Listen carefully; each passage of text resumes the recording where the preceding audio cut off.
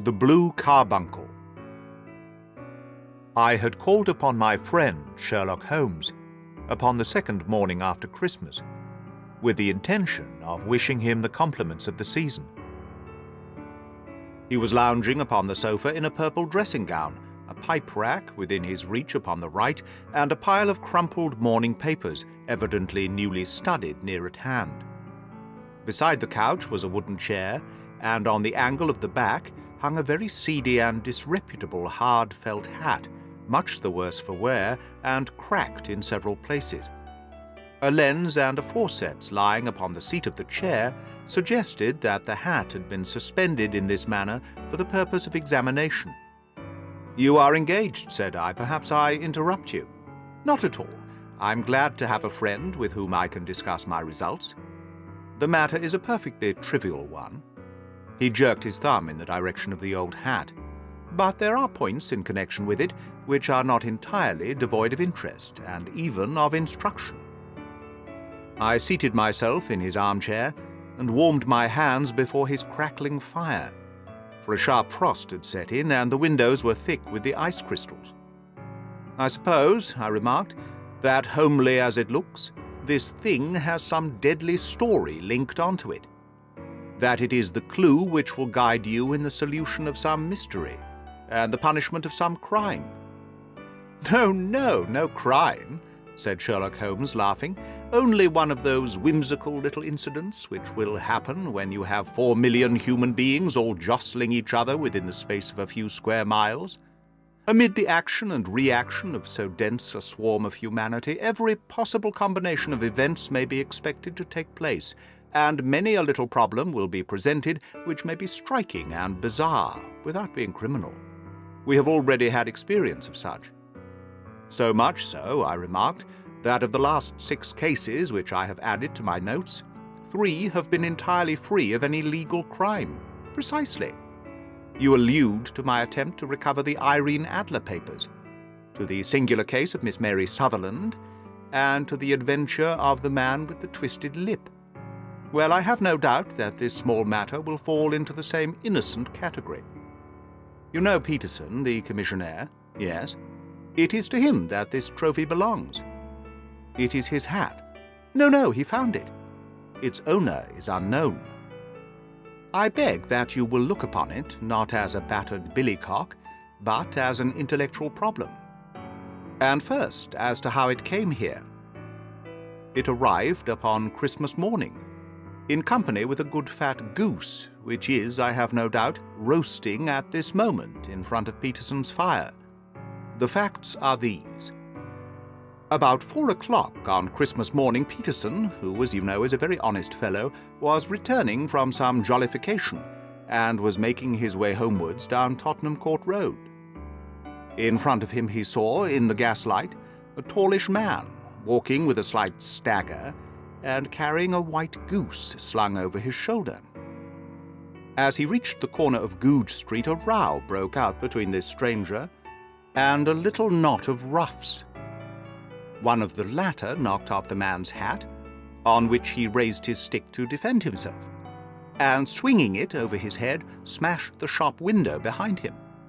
Peterson had rushed forward to protect the stranger from his assailants, but the man, shocked at having broken the window and seeing an official-looking person in uniform rushing towards him, dropped his goose, took to his heels, and vanished amid the labyrinth of small streets which lie at the back of Tottenham Court Road. The roughs had also fled at the appearance of Peterson, so that he was left in possession of the field of battle, and also the spoils of victory in the shape of the battered hat and a most unimpeachable Christmas goose, which surely he restored to their owner. My dear fellow, there lies the problem. It is true that "For Mrs. Henry Baker" was printed upon a small card which was tied to the bird's left leg, and it is also true that the initials H.B. are legible upon the lining of this hat. But as there are some thousands of Bakers and some hundreds of Henry Bakers in this city of ours, it is not easy to restore lost property to any one of them. What then did Peterson do? He brought round both hat and goose to me on Christmas morning, knowing that even the smallest problems are of interest to me. The goose we retained until this morning, when there were signs that, in spite of the slight frost, it would be well that it should be eaten without unnecessary delay. Its finder has carried it off, therefore, to fulfill the ultimate destiny of a goose, while I continue to retain the hat of the unknown gentleman who lost his Christmas dinner. Did he not advertise? No. Then what clue could you have as to his identity? Only as much as we can deduce. From his hat? Precisely. But you are joking. What can you gather from this old battered felt? Here is my lens. You know my methods. What can you gather yourself as to the individuality of the man who has worn this article? I took the tattered object in my hands and turned it over rather ruefully. It was a very ordinary black hat of the usual round shape, hard and much the worse for wear. The lining had been of red silk, but was a good deal discoloured. There was no maker's name, but as Holmes had remarked, the initials HB were scrawled upon one side. It was pierced in the brim for a hat securer, but the elastic was missing. For the rest, it was cracked, exceedingly dusty, and spotted in several places, although there seemed to have been some attempt to hide the discoloured patches by smearing them with ink. "I can see nothing," said I, handing it back to my friend. "On the contrary, Watson, you can see everything. You fail, however, to reason from what you see. You are too timid in drawing your inferences. Then pray tell me what it is that you can infer from this hat." He picked it up and gazed at it in the peculiar introspective fashion which was characteristic of him. "It is perhaps less suggestive than it might have been," he remarked, "and yet there are a few inferences which are very distinct, and a few others which represent at least a strong balance of probability. That the man was highly intellectual is of course obvious upon the face of it, and also that he was fairly well-to-do within the last 3 years, although he has now fallen upon evil days.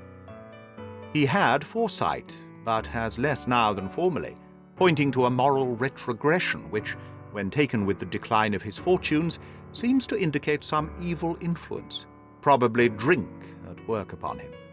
This may account also for the obvious fact that his wife has ceased to love him." "My dear Holmes! He has, however, retained some degree of self-respect," he continued, disregarding my remonstrance. "He is a man who leads a sedentary life, goes out little, is out of training entirely, is middle-aged, has grizzled hair which he has had cut within the last few days, and which he anoints with lime cream. These are the more patent facts which are to be deduced from his hat. Also, by the way, that it is extremely improbable that he has gas laid on in his house." "You are certainly joking, Holmes." "Not in the least. It is possible that even now, when I give you these results, you are unable to see how they are attained. I have no doubt that I am very stupid, but I must confess that I am unable to follow you. For example, how did you deduce that this man was intellectual?" For answer, Holmes clapped the hat upon his head. It came right over the forehead and settled upon the bridge of his nose. "It's a question of cubic capacity," said he. "A man with so large a brain must have something in it." "The decline of his fortunes, then?" "This hat is 3 years old. These flat brims curled in at the edge came in then. It is a hat of the very best quality. Look at the band of ribbed silk and the excellent lining. If this man could afford to buy so expensive a hat 3 years ago, and has had no hat since, then he has assuredly gone down in the world." "Well, that is clear enough, certainly. But how about the foresight and the moral retrogression?"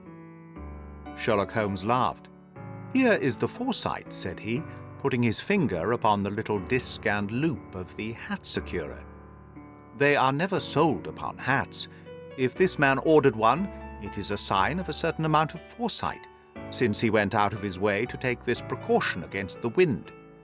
But since we see that he has broken the elastic and has not troubled to replace it, it is obvious that he has less foresight now than formerly, which is a distinct proof of a weakening nature. On the other hand, he has endeavoured to conceal some of these stains upon the felt by daubing them with ink. which is a sign that he has not entirely lost his self-respect. Your reasoning is certainly plausible. The further points that he is middle-aged, that his hair is grizzled, that it has been recently cut, and that he uses lime cream are all to be gathered from a close examination of the lower part of the lining.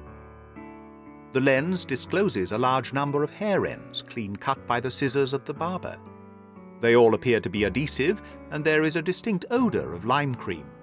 This dust, you will observe, is not the gritty grey dust of the street, but the fluffy brown dust of the house, showing that it has been hung up indoors most of the time, while the marks of moisture upon the inside are proof positive that the wearer perspired very freely, and could therefore hardly be in the best of training. But his wife, you said that she had ceased to love him. This hat has not been brushed for weeks. When I see you, my dear Watson, with a week's accumulation of dust upon your hat, and when your wife allows you to go out in such a state, I shall fear that you also have been unfortunate enough to lose your wife's affection. But he might be a bachelor. Nay, he was bringing home the goose as a peace offering to his wife. Remember the card upon the bird's leg. You have an answer to everything. But how on earth do you deduce that the gas is not laid on in the house? One tallow stain or even two might come by chance. But when I see no less than 5, I think that there can be little doubt that the individual must be brought into frequent contact with burning tallow. Walks upstairs at night, probably with his hat in one hand and a guttering candle in the other. Anyhow, he never got tallow stains from a gas jet. Are you satisfied? Well, it is very ingenious, said I, laughing, but since, as you said just now, there has been no crime committed, and no harm done save the loss of a goose, all this seems to be rather a waste of energy. Sherlock Holmes had opened his mouth to reply, when the door flew open and Peterson, the commissionaire, rushed into the compartment with flushed cheeks and the face of a man who is dazed with astonishment. "The goose, Mr. Holmes, the goose, sir," he gasped. "Eh? What of it, then? Has it returned to life and flapped off through the kitchen window?" Holmes twisted himself round upon the sofa to get a fairer view of the man's excited face. "See here, sir. See what my wife found in its crop." He held out his hand and displayed upon the centre of the palm a brilliantly scintillating blue stone, rather smaller than a bean in size, but of such purity and radiance that it twinkled like an electric point in the dark hollow of his hand.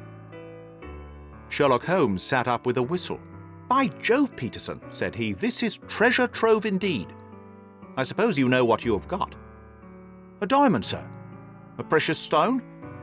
"It cuts into glass as though it were putty." "It's more than a precious stone. It's the precious stone." "Not the Countess of Morcar's blue carbuncle?" I ejaculated. "Precisely so. I ought to know its size and shape, seeing that I have read the advertisement about it in the Times every day lately. It is absolutely unique, and its value can only be conjectured. But the reward offered of £1,000 is certainly not within a 20th part of the market price." "£1,000? Great Lord of mercy!" The Commissioner plumped down into a chair and stared from one to the other of us. "That is the reward, and I have reason to know that there are sentimental considerations in the background which would induce the Countess to part with half of her fortune if she could but recover the gem." "It was lost, if I remember aright, at the Hotel Cosmopolitan," I remarked. "Precisely so. On the 22nd of December, just 5 days ago. John Horner, a plumber, was accused of having abstracted it from the lady's jewel case. The evidence against him was so strong that the case has been referred to the assizes. I have some account of the matter here, I believe."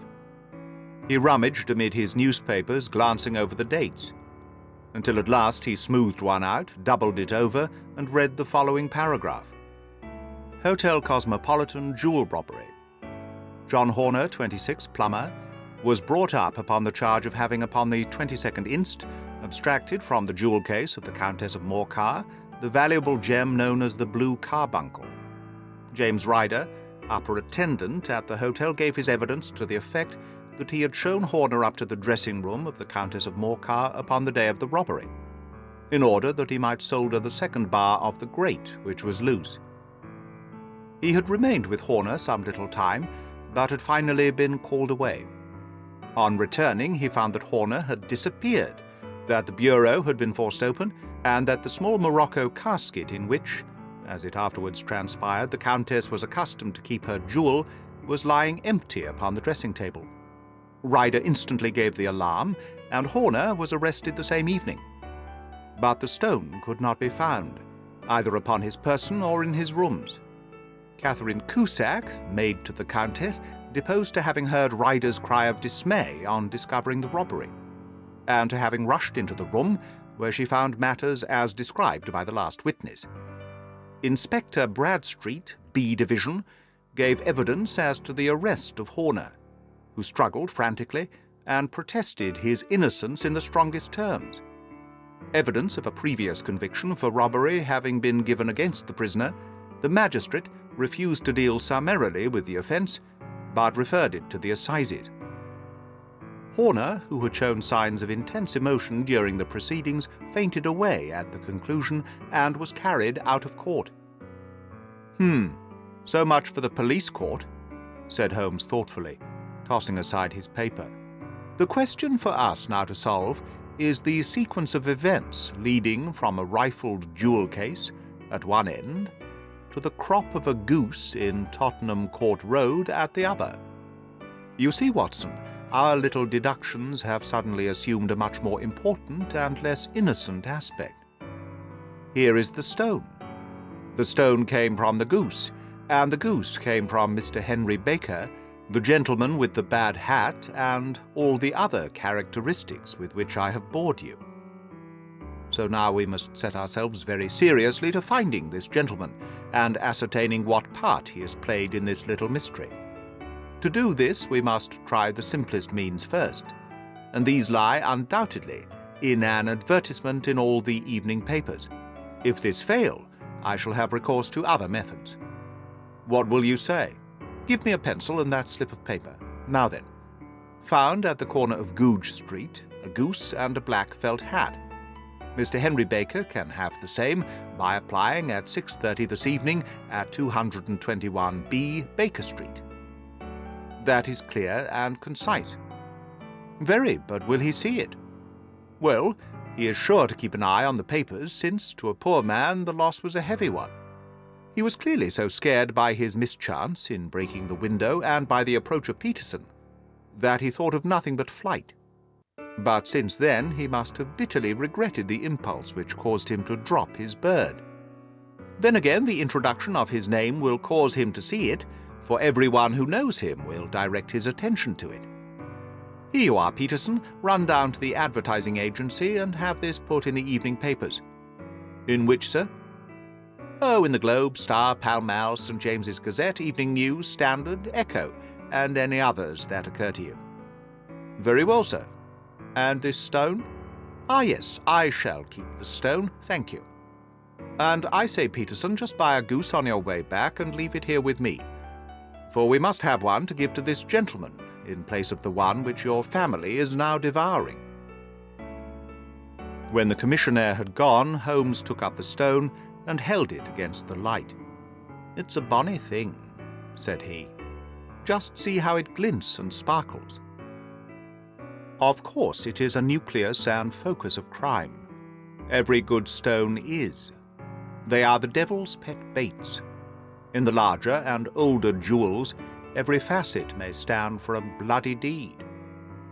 This stone is not yet 20 years old. It was found in the banks of the Amoy River in southern China, and is remarkable in having every characteristic of the carbuncle, save that it is blue in shade instead of ruby red. In spite of its youth, it has already a sinister history. There have been 2 murders, vitriol throwing, a suicide, and several robberies brought about for the sake of this 40-grain weight of crystallized charcoal. Who would think that so pretty a toy would be a purveyor to the gallows and the prison? I'll lock it up in my strong-box now and drop a line to the Countess to say that we have it. Do you think that this man Horner is innocent? I cannot tell.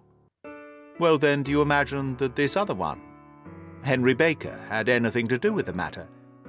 It is, I think, much more likely that Henry Baker is an absolutely innocent man, who had no idea that the bird which he was carrying was of considerably more value than if it were made of solid gold.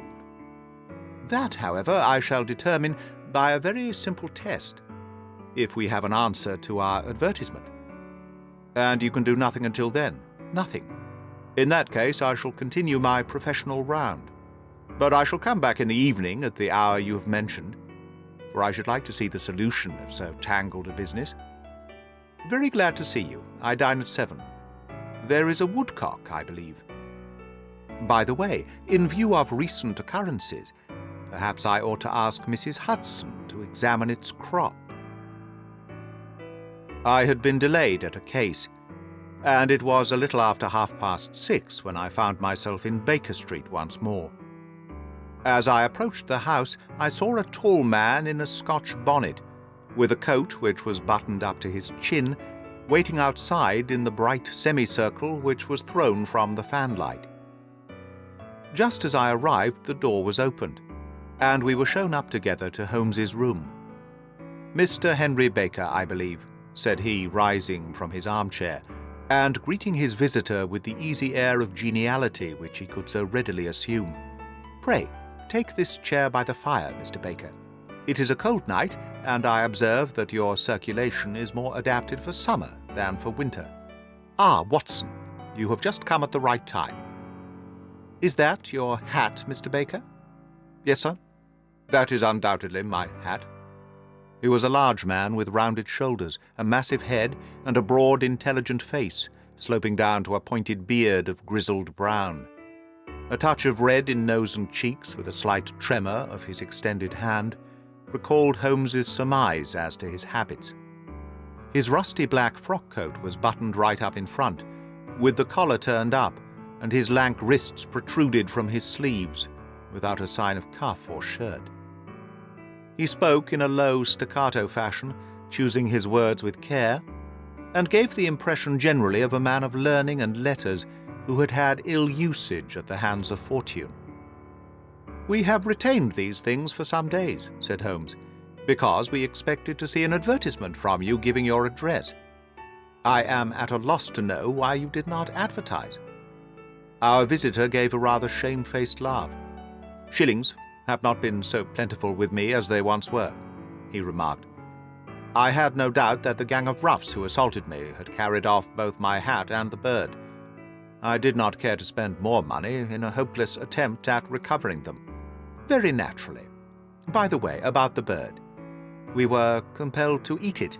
"To eat it?" Our visitor half rose from his chair in his excitement.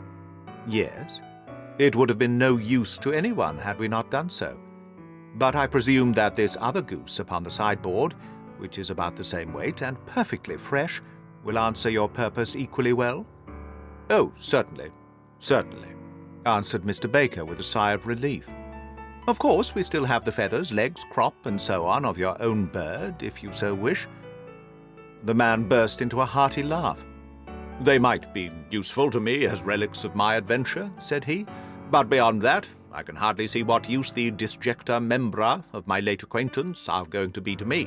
No, sir, I think that, with your permission, I will confine my attentions to the excellent bird which I perceive upon the sideboard." Sherlock Holmes glanced sharply across at me with a slight shrug of his shoulders. "There is your hat, then, and there your bird," said he. "By the way, would it bore you to tell me where you got the other one from? I am somewhat of a fowl fancier, and I have seldom seen a better-grown goose." "Certainly, sir," said Baker, who had risen and tucked his newly gained property under his arm. "There are a few of us who frequent the Alpha Inn near the museum. We are to be found in the museum itself during the day, you understand. This year our good host, Windigate by name, instituted a goose club, by which, on consideration of some few pence every week, we were to receive a bird at Christmas. My pence were duly paid, and the rest is familiar to you. I am much indebted to you, sir, for a Scotch bonnet is fitted neither to my years nor my gravity." With a comical pomposity of manner, he bowed solemnly to both of us, and strode off upon his way. "So much for Mr. Henry Baker," said Holmes, when he had closed the door behind him. "It is quite certain that he knows nothing whatever about the matter. Are you hungry, Watson?" "Not particularly." "Then I suggest that we turn our dinner into a supper and follow up this clue while it is still hot. By all means." It was a bitter night, so we drew on our ulsters and wrapped cravats about our throats. Outside, the stars were shining coldly in a cloudless sky, and the breath of the passers-by blew out into smoke like so many pistol shots. Our footfalls rang out crisply and loudly as we swung through the Doctor's Quarter, Wimpole Street, Harley Street, and so through Wigmore Street into Oxford Street. In a quarter of an hour we were in Bloomsbury at the Alpha Inn, which is a small public house at the corner of one of the streets which runs down into Holborn. Holmes pushed open the door of the private bar and ordered 2 glasses of beer from the ruddy-faced, white-aproned landlord. "Your beer should be excellent, if it is as good as your geese," he said. "My geese?" The man seemed surprised. "Yes, I was speaking only half an hour ago to Mr. Henry Baker, who was a member of your goose club." "Ah, yes, I see. But you see, sir, them's not our geese." "Indeed? Whose then?" "Well, I get the 2 dozen from a salesman in Covent Garden." "Indeed? I know some of them. Which was it?" "Breckenridge is his name." "Ah, I don't know him. Well, here's your good health, landlord, and prosperity to your house. Good night." "Now for Mr. Breckenridge," he continued, buttoning up his coat as we came out into the frosty air. "Remember, Watson, that though we have so homely a thing as a goose at one end of this chain, we have at the other a man who will certainly get 7 years' penal servitude unless we can establish his innocence. It is possible that our inquiry may but confirm his guilt. But in any case we have a line of investigation which has been missed by the police, and which a singular chance has placed in our hands. Let us follow it out to the bitter end. Faces to the south, then, and quick march." We passed across Holborn, down Endell Street, and so through a zigzag of slums to Covent Garden Market. One of the largest stalls bore the name of Breckenridge upon it, and the proprietor, a horsey-looking man with a sharp face and trim side whiskers, was helping a boy to put up the shutters. "Good evening.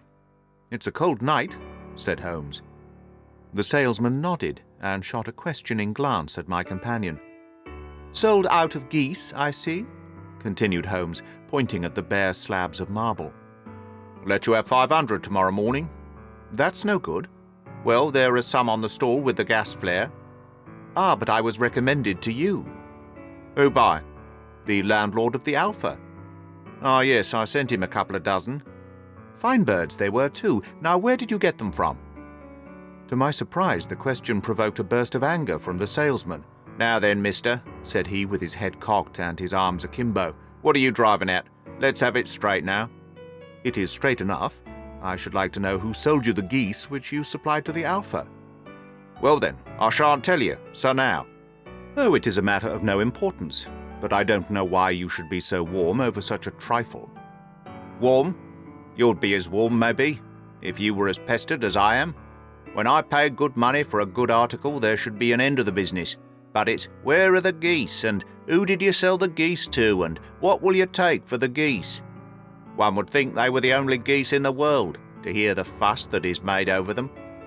"Well, I have no connection with any other people who have been making inquiries," said Holmes carelessly. "If you won't tell us, the bet is off, that is all, but I'm always ready to back my opinion on a matter of fowls, and I have a fiver on it that the bird I ate is country bred." "Well, then you've lost your fiver, for it's town bred," snapped the salesman. "It's nothing of the kind." "I say it is." "I don't believe you." "Do you think you know more about fowls than I, who have handled them ever since I was a nipper? I tell you, all those birds that went to the Alpha were town bred. You'll never persuade me to believe that. Will you bet, then? It's merely taking your money, for I know that I am right. But I'll have a sovereign on with you, just to teach you not to be obstinate." The salesman chuckled grimly. "Bring me the books, Bill," said he. The small boy brought round a small thin volume and a great greasy-backed one, laying them out together beneath the hanging lamp. "Now then, Mr. Cockshaw," said the salesman, "I thought that I was out of geese, but before I finish, you'll find that there is still one left in my shop. You see this little book? Well, that's the list of the folk from whom I buy, do you see? Well then, here on this page are the country folk, and the numbers after their names are where their accounts are in the big ledger. Now then, you see this other page in red ink? Well, that is a list of my town suppliers. Now look at that third name, just read it out to me." "Mrs. Oakshott, 117 Brixton Road." 249, read Holmes. "Quite so, now turn that up in the ledger." Holmes turned to the page indicated. "Here you are, Mrs. Oakshott, 117 Brixton Road, egg and poultry supplier. Now then, what's the last entry?" "December 22nd, 24 geese at 7 shillings and sixpence." "Quite so, there you are. And underneath?" "Sold to Mr. Windygate of the Alpha at 12 shillings. "What have you to say now?" Sherlock Holmes looked deeply chagrined. He drew a sovereign from his pocket and threw it down upon the slab, turning away with the air of a man whose disgust is too deep for words. A few yards off he stopped under a lamp-post and laughed in the hearty, noiseless fashion which was peculiar to him. "When you see a man with whiskers of that cut and the pink 'un protruding out of his pocket, you can always draw him by a bet," said he. "I dare say if I had put £100 down in front of him, that man would not have given me such complete information as was drawn from him by the idea that he was doing me on a wager. Well, Watson, we are, I fancy, nearing the end of our quest, and the only point which remains to be determined is whether we should go on to this Mrs. Oakshott tonight, or whether we should reserve it for tomorrow. It is clear, from what that surly fellow said, that there are others besides ourselves who are anxious about the matter, and I should—" His remarks were suddenly cut short by a loud hubbub which broke out from the stall which we had just left. Turning round, we saw a little rat-faced fellow standing in the centre of the circle of yellow light which was thrown by the swinging lamp, while Breckenridge the salesman, framed in the door of his stall, was shaking his fists fiercely at the cringing creature. "I've had enough of you and your geese," he shouted. "I wish you were all at the devil together. If you come pestering me any more with your silly talk, I'll set the dog at you. You bring Mrs. Oakshott here and I'll answer her, but what have you to do with it? Did I buy the geese off you?" "No, but one of them was mine all the same," whined the little man. "Well then, ask Mrs. Oakshott for it." "She told me to ask you." "Well, you can ask the King of Prussia for all I care. I've had enough of it. Get out of this." He rushed fiercely forward, and the inquirer flitted away into the darkness. This may save us a visit to Brixton Road," whispered Holmes. "Come with me, and we shall see what is to be made of this fellow." Striding through the scattered knots of people who lounged round the flaring stalls, my companion speedily overtook the little man and touched him upon the shoulder. He sprang round, and I could see in the gaslight that every vestige of colour had been driven from his face. "Who are you, then? What do you want?" he asked in a quavering voice. "You will excuse me," said Holmes blandly, "but I could not help overhearing the questions which you put to the salesman just now.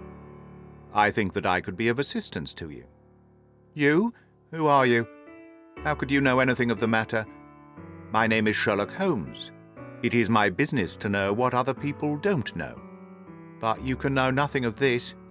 "Excuse me, I know everything of it. You are endeavouring to trace some geese which were sold by Mrs. Oakshott of Brixton Road to a salesman named Breckenridge, by him in turn to Mr. Windygate of the Alpha, and by him to his club, of which Mr. Henry Baker is a member."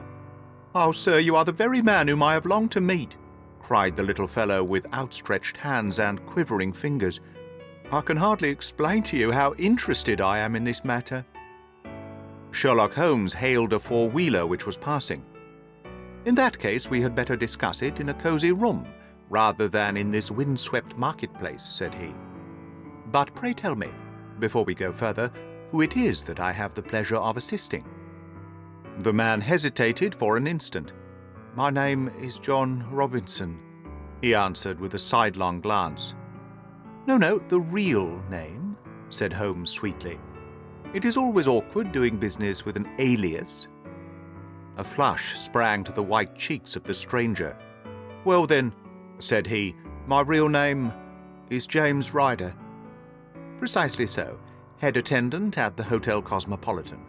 Pray step into the cab, and I shall soon be able to tell you everything which you would wish to know." The little man stood glancing from one to the other of us, with half-frightened, half-hopeful eyes, as one who is not sure whether he is on the verge of a windfall or of a catastrophe. Then he stepped into the cab, and in half an hour we were back in the sitting-room at Baker Street. Nothing had been said during our drive, but the high, thin breathings of our new companion and the claspings and unclaspings of his hands spoke of the nervous tension within him. "Here we are," said Holmes cheerily, as we filed into the room. "The fire looks very seasonable in this weather. You look cold, Mr. Ryder. Pray take the basket chair. I will just put on my slippers before we settle this little matter of yours. Now then, you want to know what became of those geese?" "Yes, sir." "Or rather, I fancy, of that goose. It was one bird, I imagine, in which you were interested. White with a black bar across the tail." Ryder quivered with emotion. "Oh, sir," he cried, "can you tell me where it went to?" "It came here." "Here?" "Yes, and a most remarkable bird it proved. I don't wonder that you should take an interest in it. It laid an egg after it was dead, the bonniest, brightest little blue egg that ever was seen. I have it here in my museum." Our visitor staggered to his feet and clutched the mantelpiece with his right hand. Holmes unlocked his strongbox and held up the blue carbuncle, which shone out like a star with a cold, brilliant, many-pointed radiance. Ryder stood glaring with a drawn face, uncertain whether to claim or to disown it. "The game's up, Ryder," said Holmes quietly. "Hold up, man, or you'll be into the fire. Give him an arm back into his chair, Watson. He's not got blood enough to go into felony with impunity. Give him a dash of brandy. So, now he looks a little more human. What a shrimp it is, to be sure." For a moment he had staggered and nearly fallen, but the brandy brought a tinge of colour into his cheeks, and he sat staring with frightened eyes at his accuser. "I have almost every link in my hands and all the proofs which I could possibly need, so there is little which you need tell me. Still, that little may as well be cleared up to make the case complete. You had heard, Ryder, of this blue stone of the Countess of Morcar's?" "It was Catherine Cusack who told me of it," said he in a crackling voice. "I see. Her ladyship's waiting maid. Well, the temptation of sudden wealth so easily acquired was too much for you, as it has been for better men before you. But you were not very scrupulous in the means you used. It seems to me, Ryder, that there is the making of a very pretty villain in you. You knew that this man Horner, the plumber, had been concerned in some such matter before, and that suspicion would rest the more readily upon him. What did you do then? You made some small job in my lady's room, you and your confederate Cusack, and you managed that he should be the man sent for. Then, when he had left, you rifled the jewel case, raised the alarm, and had this unfortunate man arrested. You then—" Ryder threw himself down suddenly upon the rug and clutched at my companion's knees. "For God's sake, have mercy!" he shrieked. "Think of my father, of my mother. It would break their hearts. I never went wrong before. I never will again, I swear it. I'll swear it on a Bible. Oh, don't bring it into court, for Christ's sake, don't." "Get back into your chair," said Holmes sternly. "It is very well to cringe and crawl now, but you thought little enough of this poor Horner in the dock for a crime of which he knew nothing. I will fly, Mr. Holmes. I will leave the country, sir. Then the charge against him will break down." We will talk about that. And now let us hear a true account of the next act. How came the stone into the goose, and how came the goose into the open market? Tell us the truth, for there lies your only hope of safety." Ryder passed his tongue over his parched lips. "I will tell you it just as it happened, sir," said he. "When Horner had been arrested, it seemed to me that it would be best for me to get away with the stone at once, for I did not know at what moment the police might take it into their heads to search me and my room. There was no place about the hotel where it would be safe. I went out, as if on some commission, and I made for my sister's house. She had married a man named Oakshott and lived in Brixton Road, where she fattened fowls for the market. All the way there, every man I met seemed to me to be a policeman or a detective, and for all that it was a cold night, the sweat was pouring down my face before I came to the Brixton Road. My sister asked me what was the matter and why I was so pale, but I told her that I had been upset by the jewel robbery at the hotel. Then I went into the backyard and smoked a pipe, and wondered what it would be best to do. I had a friend once called Maudsley, who went to the bad, and had just been serving his time in Pentonville. One day he had met me and fell into talk about the ways of thieves and how they could get rid of what they stole. I knew that he would be true to me, for I knew one or two things about him. So I made up my mind to go right on to Kilburn, where he lived, and take him into my confidence. He would show me how to turn the stone into money, but how to get to him in safety. I thought of the agonies I had gone through in coming from the hotel. I might at any moment be seized and searched, and there would be the stone in my waistcoat pocket. I was leaning against the wall at the time and looking at the geese which were waddling about round my feet, and suddenly an idea came into my head which showed me how I could beat the best detective that ever lived. My sister had told me some weeks before that I might have the pick of her geese for a Christmas present, and I knew that she was always as good as her word. I would take my goose now, and in it I would carry my stone to Kilburn. There was a little shed in the yard, and behind this I drove one of the birds, a fine big one, white, with a barred tail. I caught it, and prizing its bill open, I thrust the stone down its throat as far as my finger could reach. The bird gave a gulp, and I felt the stone pass along its gullet and down into its crop. But the creature flapped and struggled, and out came my sister to know what was the matter. As I turned to speak to her, the brute broke loose and fluttered off among the others. "Whatever were you doing with that bird, Jem?" says she. "Well," said I, "you said you'd give me one for Christmas, and I was feeling which was the fattest." "Oh," says she, "we've set yours aside for you. Jem's bird, we call it.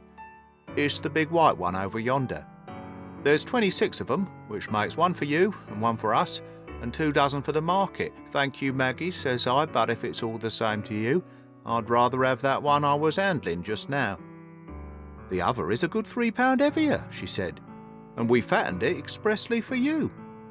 "Never mind, I'll have the other one, and I'll take it now," said I. "Oh, just as you like," said she, a little huffed. "Which is it you want, then?" "That white one, with the barred tail, right in the middle of the flock." "Oh, very well. Kill it and take it with you." Well, I did what she said, Mr. Holmes, and I carried the bird all the way to Kilburn. I told my pal what I had done, for he was a man that it was easy to tell a thing like that too. He laughed until he choked, and we got a knife and opened the goose. My heart turned to water, for there was no sign of the stone, and I knew that some terrible mistake had occurred. I left the bird, rushed back to my sister's, and hurried into the backyard. There was not a bird to be seen there. "Where are they all gone, Maggie?" I cried. "Gone to the dealers." "Which dealers?" "Breckenridge, of Covent Garden." "But was there another, with a barred tail?" I asked, "the same as the one I chose?" "Yes, Jem, there were 2 barred tail ones, and I could never tell them apart." Well then, of course I saw it all, and I ran off as hard as my feet would carry me to this man Breckenridge, but he had sold the lot at once, and not one word would he tell me to where they had gone. You heard him yourselves tonight. Well, he has always answered me like that. My sister thinks that I am going mad. Sometimes I think that I am myself, and now and now I am myself a branded thief without ever having touched the wealth for which I sold my character. God help me! God help me!" He burst into convulsive sobbing, with his face buried in his hands. There was a long silence, broken only by his heavy breathing, and by the measured tapping of Sherlock Holmes's fingertips upon the edge of the table.